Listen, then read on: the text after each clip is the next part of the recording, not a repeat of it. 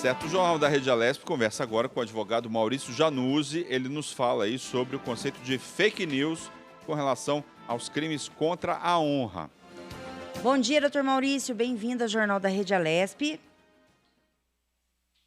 Bom dia a todos.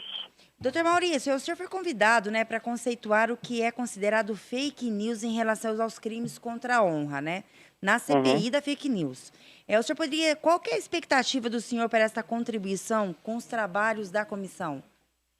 Bom, primeiro conceitual que vem a ser essa expressão tão utilizada, que no passado era mais utilizada como boato, e esse boato falava-se de uma coisa que não existia e ia de boca em boca, e agora tomou esse conceito de fake news, que é a falsa afirmação da verdade de uma notícia, o que significa dizer que essas questões agora tomaram uma proporção maior, dado a rede mundial de computadores, onde a distribuição desse boato ou dessa fake news, ele é exponencialmente aumentado pela capilaridade das redes sociais e da internet. Então, é tentar fazer a conceituação do que vem a ser isto, no sentido de que se existe já crime previsto, na realidade, a lei eleitoral prevê que essa fake news ela é feita no sentido de propiciar, ou ajudar, ou atrapalhar um determinado candidato na campanha eleitoral, ou fazer com que ele haja um desequilíbrio nessa disputa, isso pode ser considerado crime, mas como fake news propriamente dita, apenas a fake news, não existe um crime ainda, tanto é que as câmaras federais, tanto o Senado como a Câmara dos Deputados, está tentando fazer uma legislação no sentido de tentar conceituar e tentar criar um tipo penal, isto é, um crime para as chamadas fake news.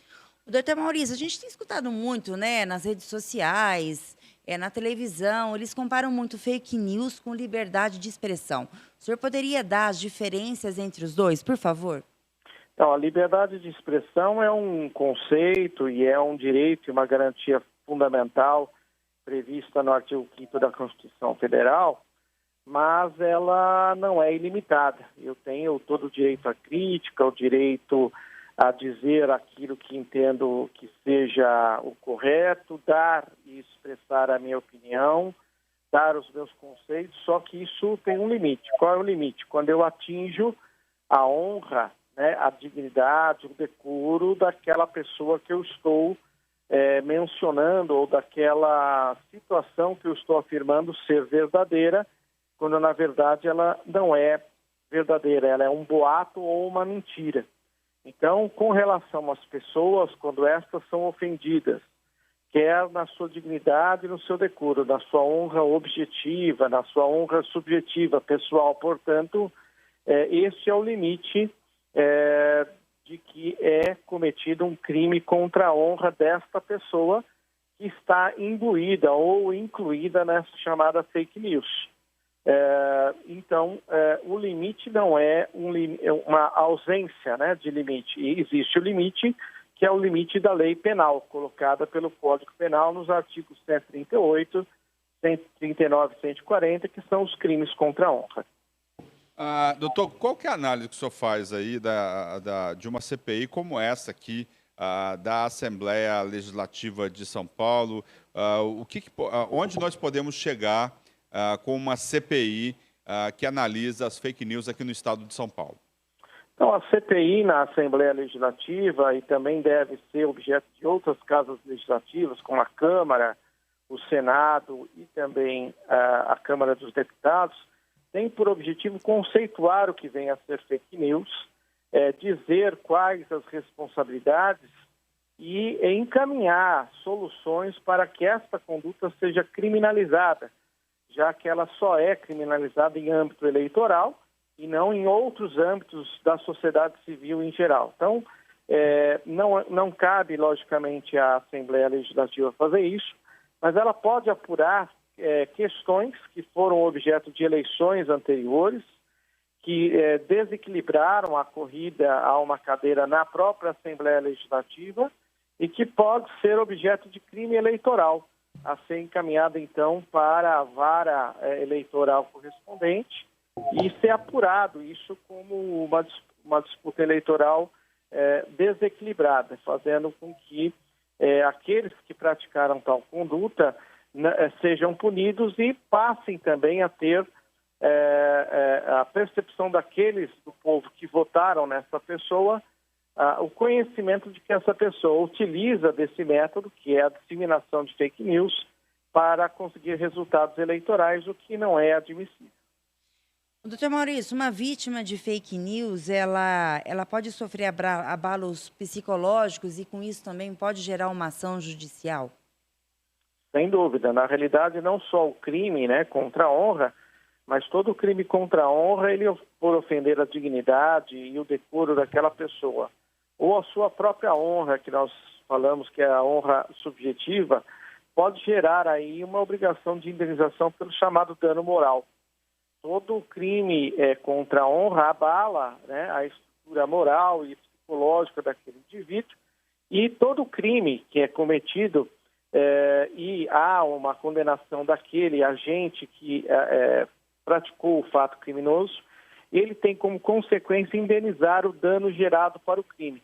E nesse caso, o dano gerado poderá ser inclusive fixado pelo juiz criminal da sentença criminal, ou se aquele que se sentiu ofendido pela disseminação da fake news e pela fake news propriamente dita, pode tecnicamente ingressar com uma ação judicial no cível de reparação de dano, pleiteando então a indenização pelo abalo moral e pelo dano moral que eventualmente sofreu. Doutor Maurício, vamos pensar agora numa visão do processo eleitoral. Caso um candidato ele se prejudique, ele fique em desvantagem por publicações de fake news e após o processo eleitoral, após a eleição, é comprovado esse fato por um outro candidato que conseguiu vencer o pleito. Como que esse candidato que foi prejudicado, ele pode buscar essa ajuda? O que vai poder ser feito nessa situação? Então, nessa situação, o candidato prejudicado, ele deve fazer uma representação criminal endereçada ao Ministério Público Federal, que apura as eleições. Esse Ministério Público vai, então, oficiar à Polícia Federal para a investigação, através de um inquérito policial, da existência dessa fake news, ouvindo as testemunhas envolvidas, tentando fazer a quebra do servidor que fez com que essa fake news fosse disseminada, também chegar à autoria dessa fake news, e se essa autoria for ligada a um determinado deputado que se elegeu e for comprovado isso através de uma sentença penal transitada em julgado, isso pode ensejar junto à sua casa legislativa não só o seu processo de cassação por falta do decoro parlamentar, como também a consequência da cassação de uma eventual sentença penal condenatória. Ou seja, a fake news, como desequilíbrio eleitoral desse jogo político que se faz entre vários candidatos a um cargo eletivo, vai fazer com que, havendo essa tipificação e havendo essa situação específica que já há no Código Eleitoral, ele possa, então, pleitear eventual desequilíbrio dessa disputa política e possa, então, gerar a cassação daquele indivíduo. A gente sabe que no momento, né, e daqui para frente, fake news cada vez vai aumentar mais, porque hoje os brasileiros em si e o mundo, a gente vive em cima de informações e que são todas virtuais. Hoje já tem algum projeto de lei ou já tem uma lei específica, tanto federal, estadual, para o assunto fake news? No Senado agora, né, foi votada uma lei ordinária que tenta conceituar e tipificar o crime de fake news e as consequências desse crime. E isso agora foi votado no Senado, nas duas sessões que são necessárias para a votação, e foi encaminhado agora para a Câmara Federal, no sentido de que os deputados federais possam discutir esta matéria. A CPI na Assembleia visa, portanto, subsidiar, né, as bancadas federais dos estados, no caso do estado de São Paulo, no sentido de votar essa legislação, aprimorar essa legislação, através das contribuições da CPI, da Assembleia Legislativa, que se fará nesses próximos meses, permitindo, então, a discussão desse assunto, tanto na Assembleia Legislativa do Estado, como na Câmara dos Deputados, que é o órgão encarregado da criação de tipos penais, isso é, de crimes dos quais a fake news fará parte. Como é que o senhor vê essa discussão nesse momento aí? Né? Estamos aí pré-eleições. Como é que o senhor vê a disseminação das fake news, não só aqui no Brasil, mas no mundo também? Teve lá nas eleições americanas. Como é que o senhor analisa esse fenômeno e contextualiza ele hoje aqui no Brasil? A fake news é um fenômeno que vem sim interferindo nas eleições.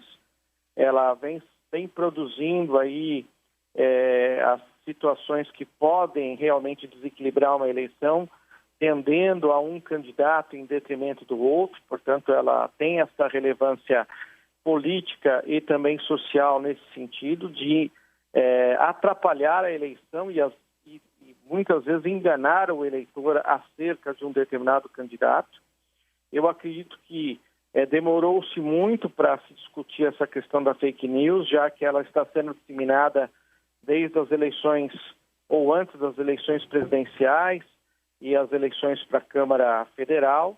E chegado o pleito agora municipal, eu acho que essa é uma legislação que deveria já estar pronta e acabada para valer já para essas eleições, a fim de que se coíba esta ocorrência ou que pelo menos diminua muito a sua ocorrência, uma vez que haverá legislação para punir os autores dessas fake news. E existe também uma situação que os provedores de internet e também os proprietários dos aplicativos, seja ele o Facebook, o Instagram, as mídias sociais em geral, passem a ser responsabilizadas também pela disseminação e divulgação dessas fake news, fazendo com que, antes que seja publicado, haja, né, um comitê por parte desses aplicativos e por parte desses provedores, no sentido de saber e checar se aquela informação é verdadeira ou não, e, não sendo verdadeira, retirar essas informações das redes mundiais de computadores. Então, além do crime, eu acho que falta uma responsabilização daquele que também promove, através dos provedores oficiais da internet e também dos aplicativos e das redes sociais, uma corresponsabilidade de retirar essas fake news de circulação. Tá certo, eu gostaria de agradecer ao doutor Maurício Januzzi, advogado, que vai participar aqui de um encontro na próxima sexta-feira, aqui na Comissão das Fake News da Assembleia Legislativa de São Paulo. Muito obrigado aí pelos esclarecimentos aqui na Rede Alesp. Eu que agradeço pelo convite e fico à disposição da rádio. Tá certo. Bem, o